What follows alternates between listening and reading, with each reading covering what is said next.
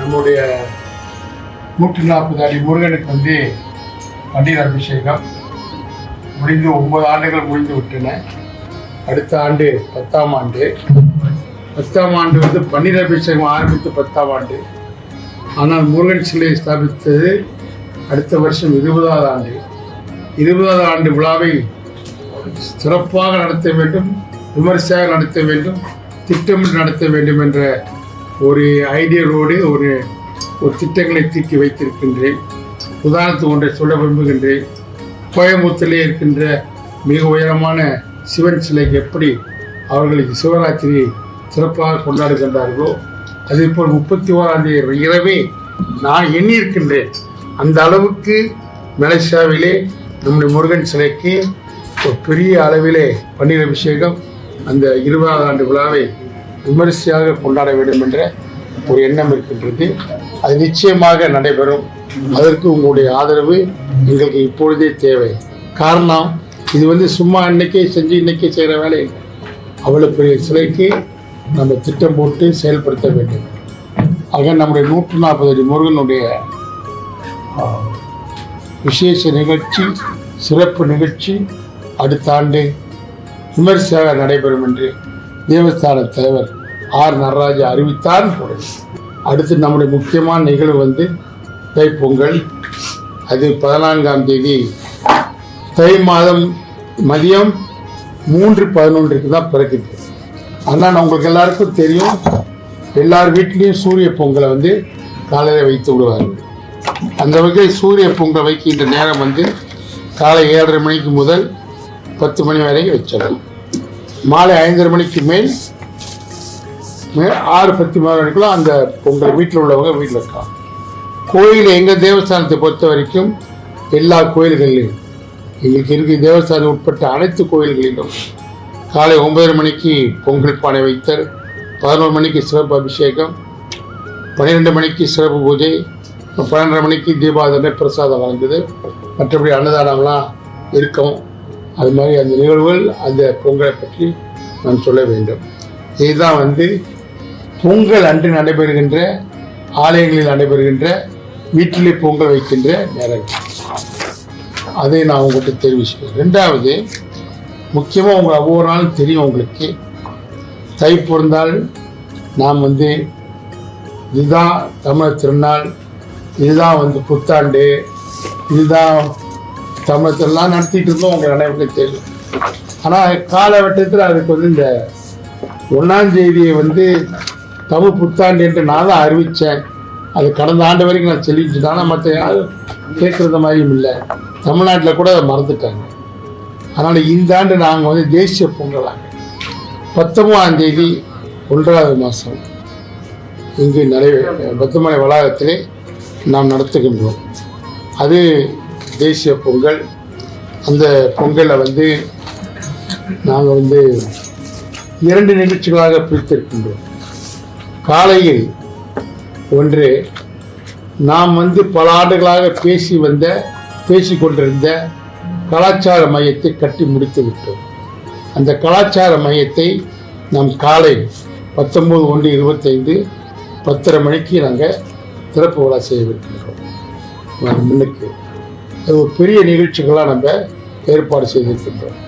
நம்முடைய நாட்டிலே நம்முடைய இந்திய கலாச்சாரம் என்னென்ன இருக்கின்ற, உதாரணத்துக்கு அம்மிக்கல் முதல் உரல் வரை என்னென்ன இந்த காலத்தில் பாவிச்சாங்களோ அதெல்லாம் அங்கே மிக்சி இருக்காது, ஆனால் உரல் இருக்கும். இதெல்லாம் வந்து எதிர்கால சந்ததியினர் வந்து பார்த்தாங்கன்னா அவங்களுக்கு தெரியணும். இப்போலாம் போனீங்கன்னா அவங்களுக்கு மிக்சி தான் தெரியும். அந்த இதெல்லாம் முடிஞ்சு போச்சு. அது மாதிரி பல பாரம்பரிய சாமான்கள், ஆட்டுக்கல், இந்த அரைக்கிறது, அப்புறம் உரல், அப்புறம் நாட்டியங்கள், பரதநாட்டியம், நம்முடைய பாரம்பரிய வாத்தியங்கள், பல நிகழ்வுகள்லாம் அங்கே வச்சுருக்கின்றோம்.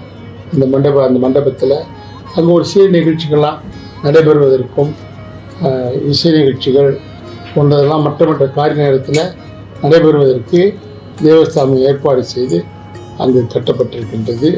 அதனுடைய திறப்பு விழா 10:30 மணிக்கு நடைபெறும். அந்த திறப்பு விழாவை மாயிகா தேசிய தலைவரும் உங்கள் அனைவருக்கும் நன்றாக தெரியும். டான் ஸ்ரீ டத்தோஸ்ரீ சா விக்னேஸ்வரன் அவர்களால் திறந்து வைக்கப்படும். அந்த நிகழ்வுகளில் சிறப்பு அழைப்பாளராக நம்முடைய மாய்கா தேசிய துணைத் தலைவர் டத்தோஸ்ரீ சரவணன் அவர்களும் மாய்காவினுடைய முக்கிய பெருமவர்களும் இப்படி இருக்கின்றார் இவர் மாய்காவினுடைய தேசிய பொருளாளர் மற்ற மாய்காவர்கள் நம்முடைய சேர்ந்தவர்கள் ஆலய உறுப்பினர்கள் பக்தர்கள் அனைவரும் பொதுமக்கள் அனைவரும் இந்த நிகழ்வில் கலந்து கொள்ள வேண்டுமாய் உங்களை அன்போடு கேட்டுக்கொள்கின்றேன். காரணம் ஐயா இவர்களை கொண்டு நான் திறந்து வைக்கின்றேன். இந்த கட்டடம் கலாச்சார மையம் கட்ட வேண்டும் என்று நாம் எண்ணமெடுத்து இதை கட்ட வேண்டும் என்று நமக்கு ஒன்று இது கொண்டு வந்ததே அன்றைய ஸ்லாங்கூர் மாநிலத்தினுடைய முதலமைச்சராக இருந்த தத்தோஸ்ரீ கீர்த்தொழிவு அவங்க தான் அங்கே இடம் பார்த்தாங்க, அங்கே பார்த்தாங்க. அப்புறம் மாறுபட்ட அரசாங்கம் வந்த பிறகு அவங்க கில்லாவில் கட்ட போகிறேன்னு சொன்னாங்க. ஆனால் இங்கே யாருமே கட்டலை. அப்புறம் இது இங்கெல்லாம் கட்ட போகிறாங்கன்னு சொல்லி என்னை விசாரணைக்கு கூட கொண்டு போனாங்க. இது 5 மில்லியன் மனத்தை உங்கள்கிட்ட கொடுத்துட்டு நீங்கள்லாம் செலவு பண்ணிட்டீங்களாம்ன்ற பிரச்சனைலாம் வந்துச்சு. எங்கள்கிட்ட எந்த பணமும் வரல.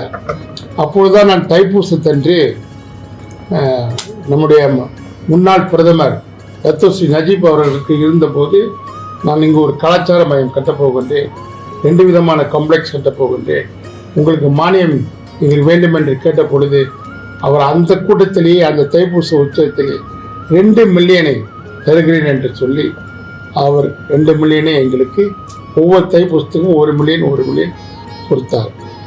அந்த வகையிலே டத்தோஸ்ரீ நஜீப் அவர்களுக்கு இத்தருணத்திலே தேவஸ்தானத்தில் நன்றியை தெரிவித்துக் கொள்கிறேன். மேலும் 1 மில்லியனை அதன் பிறகு துணை பிரதமராக இருந்த டான் ஸ்ரீ மொய்தீன் யாசின் அவர்கள் 1 மில்லியனை கொடுத்து அந்த 2 மில்லியனை கொடுத்தார்கள். இது ஒரு இனிஷியல் பேமெண்ட் தான் சொன்னார். இதோடு சேர்த்து நம்முடைய பெரிய மண்டபம் எஸ்டேட் எல்லாம் கட்ட போகிறோம்னு சொன்னோம். அதுக்கெல்லாம் கேட்டு ஒரு பெரிய வரைபடத்தெல்லாம் வரைந்து கொடுத்தோம். ஏதோ ஆட்சி மாற்றங்கள்லாம் மாறிய பிறகு ஒன்றும் நடைபெறவில்லை. அதன் பிறகு டத்தோஸ்ரீ சரவணன் அவர்கள் தலைவராகவும் நம்முடைய டான் ஸ்ரீ விக்னேஸ்வரன் அவர்கள் மாய்கா தேசிய தலைவராக வந்த பிறகு சபரி அவர்களை சந்தித்து அவர் மேற்கொண்டு 2 மில்லியனை வாங்கி கொடுத்தார். ஆக 4 மில்லியன் ப்ளஸ் நம்முடைய மதிப்புக்குரிய மரியாதைக்குரிய சிவகுமார் அவர்கள் இந்த பத்துமலை அபிவிருத்தி செய்வதற்காக 1 மில்லியன் வாங்கி கொடுத்தார். ஆக எங்களுக்கு 5 மில்லியன்களை வைத்துத்தான் பல வேலைகளை பல அபிவிருத்திகளை தேவஸ்தானம் செய்திருக்கின்றது என்பதை நீங்கள் கண்கூடா பார்க்கின்றீர்கள். இன்னைக்கு நீங்கள் காலைல வந்திருக்கலாம், பல மாற்றங்களை பார்த்திருக்கலாம். இந்த போடப்பட்டிருக்கின்ற கற்கள் எல்லாம் இப்பொழுது அதே மாதிரி டைமென்ஷன் கல் இந்த முகப்பு வரைக்கும் போடுறோம். இந்த பக்கம் போடுறதுக்கு டைம் இல்லை, தைப்பூசத்து பிறகு போட போகிறோம். அதே மாதிரி இந்த லைட்டெல்லாம் மாற்றிட்டோம். எங்கே பார்த்தாலும் வெளிச்சம், பல அபிவிருத்திகள், பல அழகுபடுத்துதல், இப்படி தேவஸ்தானம் பல வேலைகளை இங்கே அபிவிருத்திகளை செய்திருக்கின்றது. இந்த வகையிலே பல இசை நிகழ்ச்சிகளோடு இந்த நம்முடைய முதல் அங்கம் காலை 10:30 மணிக்கு நடைபெறும். அது கலாச்சார மையம் திறப்பு. தமிழகத்திலிருந்து ராஜேஷ் வழங்கும் திரைப்பட பின்னணி பாடகர் கர்ணபிரபாகரின் கிராமிய இசை நிகழ்ச்சி நடைபெறுகின்றது. நம்முடைய நாட்டிலே பெரும் பிரபலமான ஈப்போவை செய்த சிறுமதி யமுனா ஆரம்பம் அவர்களுடைய இசை நிகழ்ச்சி நடைபெறும். Great and golden dance academy வழங்கும் பரதநாட்டிய நிகழ்வு எல்லாம் இந்த நிகழ்ச்சிகள் மாத்திரமல்ல, பொங்கல் நிகழ்ச்சியும் நடைபெறவிருக்கின்றன. அதன் பிறகு உங்கள் அனைவருக்கும் மதிய உணவுலாம் வழங்கப்படும். அன்று காலை பக்திமலை என்ற ஒரு நம்முடைய பக்திமலை சம்பந்தப்பட்ட 1875ஆம் ஆண்டிலிருந்து பற்றுமலை தோற்றுவிக்கப்பட்டதிலிருந்து இன்றைய வரைக்கும் உள்ள நிகழ்வுகள், எப்படி அது ஆரம்பிக்கப்பட்டது, யாரால் தோற்றுவிக்கப்பட்டது, எப்படி வேல் கம்பம் வைக்கப்பட்டது, 1875ஆம் ஆண்டு முதல் 1905ஆம் ஆண்டு வெள்ளைக்காரர்கள் வேலை வெட்டியது, அதன் பிறகு வழக்கு போட்டது, அதனுடைய சாராம்சம் எல்லாம் அன்று எப்படி எழுதினார்களோ அதையெல்லாம் வைத்து அந்த நூல் வடிவமைக்கப்பட்டிருக்கின்றது. அதை நான் தயாரித்திருக்கின்றேன். அதை அனுபவ ரீதியாக இருந்ததின் காரணமாக என்னுடைய நினைவுக்கு உள்ளதையெல்லாம் வைத்து இந்த பத்துமலை இப்போது பக்தி மலையாக மாறி இருக்கின்றது. நீங்கள் முன்பெல்லாம் பத்துமலையை பார்க்கின்ற பொழுது ஒரு மலையைத்தான் பார்ப்பீர்கள், தென்னை மரங்கள் இருக்கும். தைப்பூச காலங்களில் மாத்திரம்தான் மக்கள் வருவார்கள், மற்ற நிலை மக்கள் வரமாட்டார்கள். ஆனால் இன்று அது பெரிய சுற்றுலா பயணிகளுடைய தலமாகவும் நிறைய சுற்றுலா பயணிகள் வரக்கூடிய இடமாகவும் நம்முடைய இந்து பெருமக்கள் இங்கு இறைவனை வழிபடுவதற்குரிய இடமாகவும் இந்த பத்துமலை இந்த இடத்திலிருந்து அந்த இடத்து வரைக்கும் மாற்றப்பட்டிருக்கின்றது. உதாரணமாக எடுத்துக்கொண்டால் வைணவமும் சைவமும் இங்கு ஒன்று தான் இருக்கின்றது. இந்த படிக்கு இந்த பக்கம் பார்த்தீங்கன்னா எல்லாம் வைணவம். பெருமாள் கோயில், வெங்கடாசலபதி கோயில், ஆஞ்சநேயர் கோயில், ராமாயண குகை, கிருஷ்ணர், இப்படி இந்த பக்கமும். இந்த பக்கம் பார்த்தாலும் சைவ குடும்பம். நம்முடைய சிவன் பார்வதி, விநாயகர், சுந்தரேஸ்வரர், மீனாட்சி அம்மன்.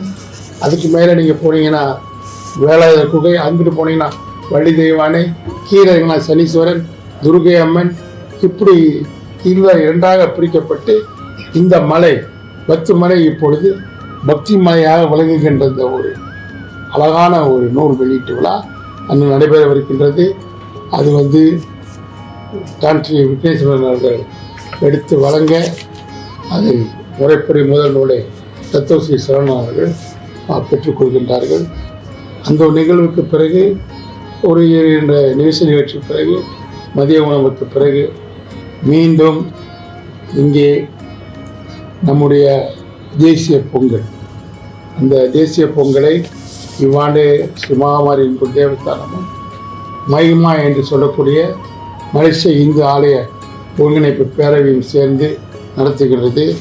அந்த நிகழ்ச்சிகளை பல போட்டிகள்லாம் வைத்திருக்கின்றார்கள். பொங்கல் வைத்தல், அந்த கிராமிய நிகழ்ச்சி, கிராமிய பாடல்கள், பல்வேறு போட்டிகள் நடத்தப்பட்டு பரிசுகள் வழங்கப்படவிருக்கின்றன. உரிமை அடித்தல், தோரணம் பின்னுதல், மல்லிக்கட்டு, மாடர்ன் மல்லிக்கட்டு, பொது மெது சைக்கிள் ஓட்டம், வழுக்குமரம் ஏறுதல், பூச்சரம் பின்னுதல், கயிறு இழுத்தல், வண்ணம் தீட்டுதல் போன்ற போட்டிகளெல்லாம் நடைபெறவிருக்கின்றது. அதேபோல் ஈப்போவிலிருந்து இந்த கரகாட்டம், ஒயிலாட்டம், மயிலாட்டம், இந்த அவ்வளோ ஆட்டங்களும் இந்த விசேஷமாக அமைக்கப்பட்டிருக்கின்ற மேடையில் இருக்கும். இந்த நிகழ்ச்சிகள் நடைபெறும். பொங்கல் பானைகள்லாம் வைக்கப்படும். இந்த பொங்கல் பானை வைப்பதற்கு மகிமாவில் எந்தெந்த கோயில்கள் அங்கம் வைக்கின்றார்களோ அவர்கள் தான் பொங்கல் பானைகள் வைப்பார்கள். அந்த நிகழ்வுகளிலும் நீங்கள் எல்லோரும் பொதுமக்கள் கலந்து கொள்ள வேண்டும். பிறகு உங்களுக்கு அந்த பொங்கல் விழா, நம்முடைய பாரம்பரிய தமிழர் திருநாள் விழா, இயல் இசை 3 இதோடு வெகு விமரிசையாக தேவஸ்தானம் நடத்தவிருக்கின்றது. அதிலும் எல்லோரும் கலந்து கொள்ள வேண்டும், பொதுமக்கள் கலந்து கொள்ள வேண்டும். இங்கே சுற்றுப்பயணிகளும் கலந்து கொள்வார்கள். இவர் எல்லோரும் கலந்து கொள்வதற்கு எப்படி நீங்கள் இப்படி இந்த பன்னீர் அபிஷேகத்துக்கு எவ்வளவு விளம்பரம் கொடுத்து இதை நீங்கள் செய்தீர்களோ அந்த அளவுக்கு அதையும் நீங்கள் பிரபலப்படுத்த வேண்டுமா? இந்துக்கள் என்ற முறையில், நம்முடைய இந்து முறைப்படி நடத்துகின்ற விழா என்ற வகையில் உங்களை நான் அன்போடு உங்களுக்கு நான் என்னுடைய ஆதரவை கேட்டுக்கொள்கின்றேன். உங்களை நான் மதிக்கின்றேன், மதிப்பு கொடுக்கின்றேன், நன்றி செலுத்துகின்றேன். எல்லா வகையிலும் தேவஸ்தானத்தோடு நீங்கள் இருக்கின்றீர்கள். அதற்காக நான் உங்களுக்கு நன்றி தெரிவித்துக் கொள்கிறேன்.